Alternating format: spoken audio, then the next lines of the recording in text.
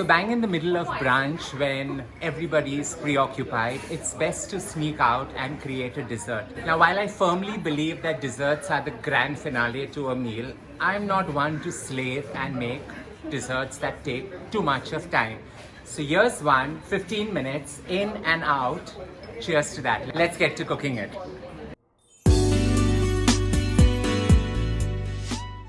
For me, every dessert should be a wow, a stunner, a perfect finale to a meal. But I do not love slaving for this grand finale. Here it is, a very simple peach cobbler, although there are many, and all through the years I have tried and tested too many of them. Now the ingredients are really very simple. All you need to remember is the ratio. While you use salted butter, and that's half a cup, everything else falls in the principles of one. So to start off with, this dessert doesn't allow any mixing. So I've taken 1 cup of butter here. I'm actually multiplying the recipe into 2, and that goes straight down in the tray. And now we'll create the batter. So for the batter, I'm going to take the 2 cups of maida, the 2 cups of sugar, the 2 cups of milk, and the 2 tablespoons of the rising agent, that is the baking powder. So that goes in. You just whisk this up to form a very thick slurry, quite a thick slurry actually. Whisking it to ensure that the refined flour, the sugar, as well as the milk has perfectly emulsified and there are no lumps. While this has been whisked for about 1 minute to 1.5 minutes, that's all that's required out here.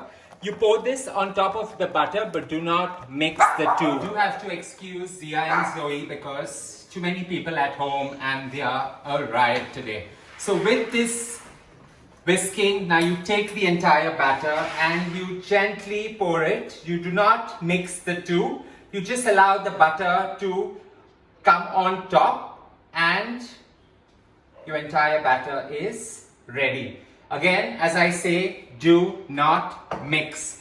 So here is where most people fail in the perfect peach cobbler. You have to season. So a generous sprinkling of some salt, not too much because I like using salted butter.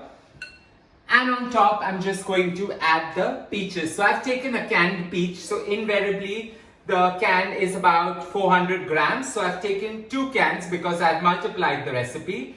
And this goes on top. Just put the peaches on top.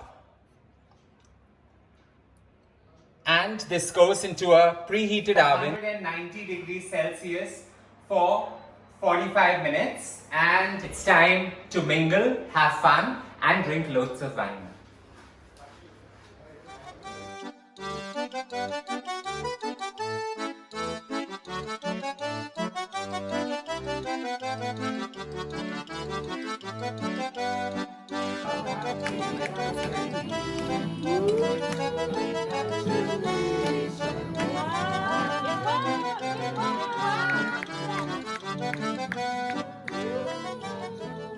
"45 minutes and the decadent peach cobbler is done."